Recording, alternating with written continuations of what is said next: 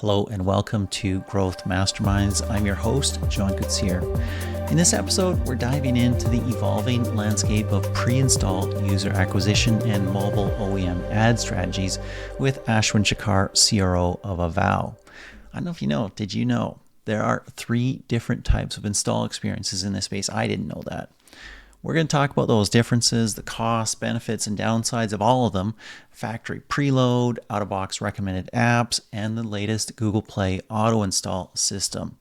We also talk about what Avow does in managing Samsung's Galaxy App Store ad inventory in Europe. And of course, we're also going to chat about third-party app stores on iOS and the Digital Markets Act. We're going to compare different approaches between Android and iOS. Quick note, Singular's next webinar is on streaming and smart TV. It's called Mastering Connected TV Ad Strategies, and we have experts from TV Scientific, Vibe, Moloko, and Singular. You won't want to miss it. Check out singular.net for all the details. Okay, let's go. Let's start super broad. Pre-install UA has been around for a while, long time actually. It existed in the era of buying laptops, right? I mean, it was to buy a laptop, but and that was the only thing type of thing. How is that changing? Yes. The mobile OEM ecosystem is constantly evolving, right? So let's take a step back and first discuss what are the different types of pre-installs. The initial pre-install, which we are mostly used to, is called the factory preload.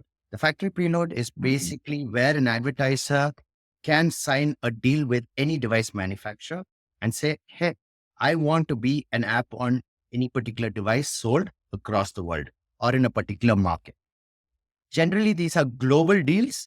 For example, if an advertiser who wants to gain maximum reach or is an advertiser wants maximum visibility, they can sign up with any of the device manufacturers, be it Xiaomi, be it Oppo, be it Vivo or Samsung, and they can sign a factory preload deals. The factory preload deals it gives you a lot of scale. However, there are certain challenges to it also, right? Because with a factory preload deal, you don't just test it. You need to know what your metrics are, what your expected return on ad spend is. And these deals are not small in size. They go into millions of dollars and they have multi-year deals. The other challenge with the factory preload is the fact that if you sign a deal today, by the time you get your first install from your factory preload, it's around 6 months because the app is burnt on a device and it's sent across the world with the logistics. And by the time the user first gets it, it's around 3 to 6 months in terms of turnaround time. So that's the initial. In other words, this is kind of the opposite of the typical mobile advertising scene, which is instant, quick, and happening right away. Exactly. So this is still used by a lot of big advertisers, especially because it's way, way cheaper than you do your display ads or the other kind of preloads, which I'm going to talk about. The second kind of preload is the out-of-box experience. Now, for example, when you buy a Samsung phone or when you buy a Xiaomi phone and so on, when you install when you open the phone for the first time and you open their alternative app store, they have an out-of-box experience saying, hey, why don't you download these apps? These apps are basically recommendations from these alternative app stores on must-haves which you have. The benefit of this is, for example, if you're a game developer, you can use a separate build and upload on the alternative app stores where you don't need to share the 30% with Google and so on. You can have a better rev share deal and your customer acquisition cost is lower because the users coming from the Samsung Galaxy Store or the Huawei App Gallery and any of the alternative app stores.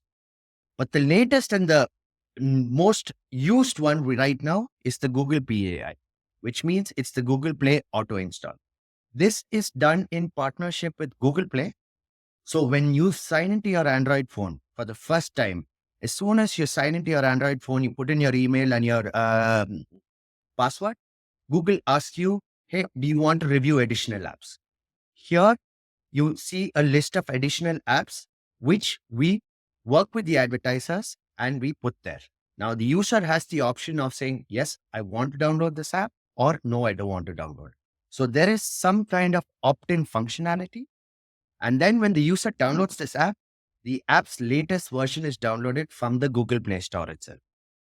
right? This affects organic uplift. The customer acquisition cost is much lower because the price, obviously, the factory preload is the cheapest. Then comes the Google Play auto install. These are definitely cheaper than the display ads where we will talk about later. But net, this all of the three are really good if you want high volume, high scale, and you want to be one of the first apps on a phone. So super interesting to hear about all the three. And I understand the appeal if you're a massive company to do the full OEM global thing and everything like that. But on the other hand, you're there, but so does somebody know you're there, right? The other two, there's a question and there's some intention. Is there also some targeting for the second two options that you mentioned? Is there also some like, I'll show this ad to this person, this ad to that person? Or this app to this person because I think it's more relevant to them. So when it comes to the Google PA and out of box experience, right now the targeting is only based on geo, but the OEMs are developing more and more targeting because when you sign into a Google Play account, you know nothing much about the user. You only can serve them a few options, which are the most downloaded apps, and say, hey, do you want to review these apps? But you can target based on geo.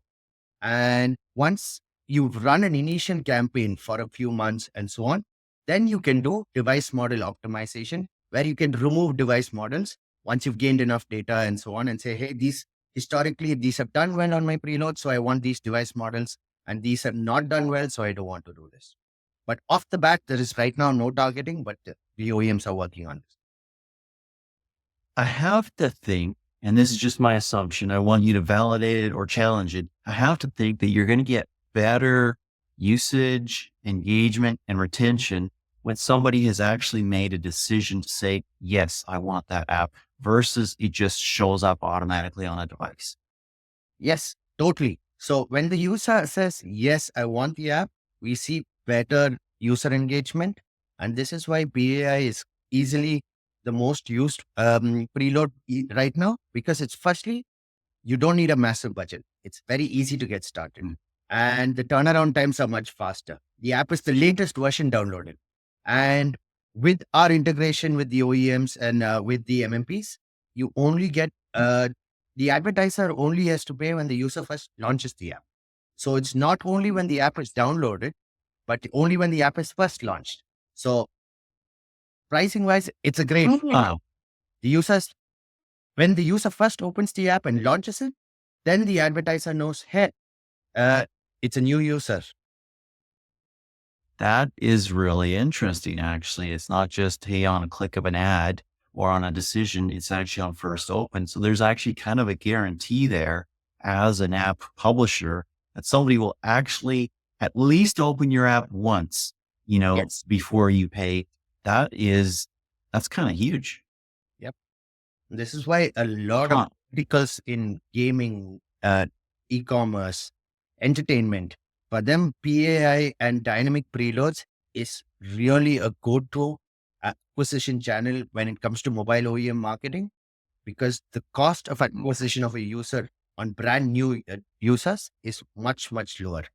And a lot of people buying their first Android phones, phones, tend to pick one of these apps. For example, if you're a match 3 game, you want to be one of the first match 3 games on a particular device. And if a user starts playing one match 3 game, very likely they stick to that. I can see that. Okay, cool. So you talked about costs and say costs are quite a bit lower. Give us some metrics in terms of cost and engagement retention. Any variance between, let's say the typical, hey, I buy some ads with a mobile ad network, an SDK network or something like that, or I do something with, the Google Play Store or something like that. Do you see any variance there? So when it comes to costs with the Google PAI and the out-of-box experience, it's basically a private marketplace deal, which we facilitate for advertisers between the OEMs and the advertisers, right? So there is a guaranteed CPI. So it's not fluctuating. Like when you look at display, when you buy off ad networks or when you buy off search and social networks, you're basically competing for that particular ad slot constantly. While every single OEM which we work with has their own display formats and their display mobile ad units, which is after the out of box experience. When it comes to the out of box experience, it's on a fixed CPM. So if you want, for example, you say, hey, I want 10,000 installs in Germany, for that particular price point, you will get 10,000 installs guaranteed. And this is based like a marketplace deal because you are booking a slot until you have 10,000 app installs. That's basically how you're getting billed. For an advertiser, it's risk free, right? Wow. Wow. That's pretty cool. Obviously, you can't do it on iOS. Apple doesn't participate in anything like that except for their own apps, which come Exactly. pre-installed, but it's Android only. But that's still a big opportunity. You manage the Samsung Galaxy, and this is a little different thing. We'll get to that as well, but you manage the Samsung Galaxy App Store in the EU. I mean, in the EU, if you use Android, it's probably a higher end Android. It's not like a super cheap Android in a developing market where, maybe there's not a huge amount of monetization opportunity. Yep. If you look at the market share of EU, especially in the EU5 markets, the biggest markets, Samsung, Xiaomi, all of these smartphones are basically competing and have much bigger market share with Apple. And if you look at how these phones are selling, they are not cheap phones. They are basically in the same price range, maybe between 700 to 1,100 euros. And the specs wise, they are very high end. So when you say, hey, I want to be one of the first apps on this device, you're basically competing for these users. And Hmm. the Android ecosystem, especially with the Galaxy App Store or the Xiaomi Get App Store or Huawei App Gallery, gives you that ability to advertise and break out of the clutter of not only advertising on the Google Play Store, but if you open, for example, a Samsung Galaxy store and you're a Samsung power user, where you have a Samsung watch, you have a Samsung phone, you have a Samsung TV, then you basically go to the Samsung Galaxy store. And then what we do is we help advertisers stand out of the clutter. What if there are 100 apps which are on for a particular finance vertical? On the Samsung Galaxy store, it's way more curated, it's way more niche. So Mm. it basically opens the opportunity for any app to reach out to power users of Samsung, power users of Huawei, power users of Xiaomi, and tap into them by stepping out of the crowd from the Google Play Store Mhm. and so on. It's interesting because you mentioned essentially third party app stores, and that's a super interesting topic right now. We all know what's going on with the Digital Markets Act in Europe. We know that Epic has launched their own third party app store for iOS. We know Apple has countered against essentially the EU's orders to enable competition there with the core technology fee on iOS. And so, hey, you can do it, but you're not going to make any money is kind of the approach there.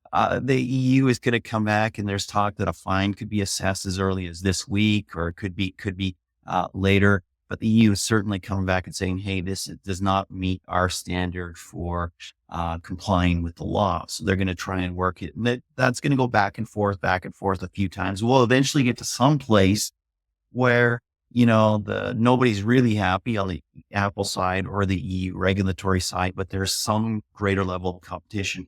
Do you envision the ability to do this sort of OEM or at least third party app store stuff on the iOS side in the future, thanks to the Digital Markets Act? Yes, definitely. We know that Microsoft has already announced that they're building a game store. A lot of partners are already building stores, and we believe that with the Digital Markets Act, the goal of the EU and a lot of other gatekeepers is to break down the monopoly or the duopoly of these app stores. They want free and open competition. They want to make sure the customer gets the best out of their experience. And we truly believe that um, eventually every market, every single regulatory body, not only the EU, in India, in South Korea, it's happening everywhere, that they are going to break down monopolies and say, hey, let's make it a fair market game. And we believe that iOS is going to be no exception. And there will be alternative app stores. Epic Store is already there. And I'm sure there will be a lot more coming once the regulations are there. Meta was experimenting with an app store at least a year ago, when all this stuff was just starting to come out. They, of course, said nothing officially, and we won't hear anything officially until and unless they launch and decide to launch. But I mean, the amount of competition that we could get is pretty staggering because the size of the companies involved they're not small companies. Even Epic is not small, but I mean, there's giants, literal giants that are kind of waiting and getting ready. You mentioned Microsoft getting ready to offer this. And if that happens, then, it's a lot easier. Like if there's some unknown third party app store, I have a lot of anxiety about using them. But if Microsoft says, hey, we're doing an app store for iOS, there's some credibility that comes along with that. Same with Amazon has their app store already on a lot of Android devices, right? And what the device manufacturers and the OEMs are are betting on is they are big brands, because Samsung is not a small brand. And then when they say, hey, we're promoting our Galaxy App Store as a default store and we want to push it, they're definitely very aggressive when it comes to user experience, how users discover what users can get out of an app when they download an app from there is very important to Samsung as well. Same with Xiaomi, same with Huawei. So each of these device manufacturers are definitely going to be building their app stores so users at the end of the day can get the best experience of using a seamless ecosystem. Talk about your partnership with Samsung. You're we mentioned already, managing the Samsung Galaxy App Store inventory. What's that mean? What are you doing? So basically, Avow has recently signed a partnership with Samsung, where we are going to be managing the Samsung Galaxy App Store for the EU markets. Basically, anybody who wants to advertise, we will facilitate helping advertisers get on the Samsung Galaxy App Store and then show advertisements. Now, on the Samsung Galaxy App Store, there is not so much competition. Like I said, it basically pulling Samsung power users, and some of the formats we have with are really engaging and addictive. For example, when you open the Samsung Galaxy Store, we have a carousel, we have a featured pick, we have editorials, and so many more placements where users, as soon as a user opens the App Store, they are encouraged and to discover new apps which they would not have discovered before. The Samsung Galaxy App Store has got around 300 million monthly active users in Europe. So yeah, it is pretty big. That is massive. I had no clue. So you're managing the Samsung Galaxy App Store inventory. If somebody wants to advertise on that, they can come to you, and it's like you're the Apple search ads essentially of the Samsung Galaxy App Store in the EU. Give me a sense of what it costs to advertise. And of course, that's vertical dependent, but give me a sense of what it costs to advertise there. Right now, Samsung charges on a cost per download, and the download rates, and it's not as expensive as display. Let's say in Germany, for example, when you buy a display from Search and Social, it's around $3 to $4. Samsung is around half of that. So, discoverability wise, is pretty good, and scale wise also it's pretty good. So the user, and advertiser just needs to be on the Samsung Galaxy App Store. Yep. And from a publisher perspective and rev share perspective, obviously on Google Play, you're often paying a 30% for in-app purchases. Do you have something similar on the Galaxy App Store? What does it cost there? So Samsung Galaxy App Store, basically, they have partnerships. We facilitate, we introduce you to the Samsung point of contact, and the advertiser can definitely negotiate much better deals. And Samsung is always willing to help and go there, but it is from advertiser to advertiser. But we facilitate that. Let's say an advertiser reaches out to us, we introduce them to Samsung, they sign the deal. We only help in terms of promotion within the Samsung Galaxy App Store. Okay. Interesting. So it's not a hard and fast rule. It depends a little bit. So if you're a big brand, maybe a big publisher, and you come to you and to Samsung, you can negotiate a lower rate for your in-app purchases. Super interesting. I want to go back to some of the OEM stuff and talk about some of the ad units and the typical acquisition flows. We talked about sort of preload on device. We talked about what Google Play does there in the setup. We talked about OEMs as well in the device setup. There's some other things that you can do on the OEM side. What else can you do? So when it comes to the OEMs, right, the two major channels, one is the preloads, which we talked about. The second major channel is the display. Now, all of the OEMs are building their own ad networks per se when you talk about it. So they're building their own platforms where they are able to serve ads to their users. It could be within the alternative app store. It could be within their native apps. So when it comes to display, it is basically user initiated ad engagement. Basically, you serve an ad impression, the user sees on it, clicks on it, and downloads and is taken to the Google Play Store or the alternative app store. So imagine it is a ad network, but it is an ad network only for that particular OEM, right? What this means is the ad formats the user experiences on this is very different from an ad network per se. Because the OEMs own the inventory and they own the operating system, they want the user experience to be as smooth as possible. They don't want it to be intrusive. They want it to be brand safe, and they want users to not not to look at the ad and engage with the ad in a favorable way. So if you look at the ad formats on any of the OEMs which we serve, they are basically app recommendations on your -1 screen. They are lock screen ads. For example, when you lock your phone and you open it, you have an ad which is very relevant with, for example, which is to your liking. And all of this is done with very strong targeting capabilities. For example, with the OEMs, we can target based on what apps the user has, user behavior, user behavioral patterns, and all of this. And all of this is stored on the device.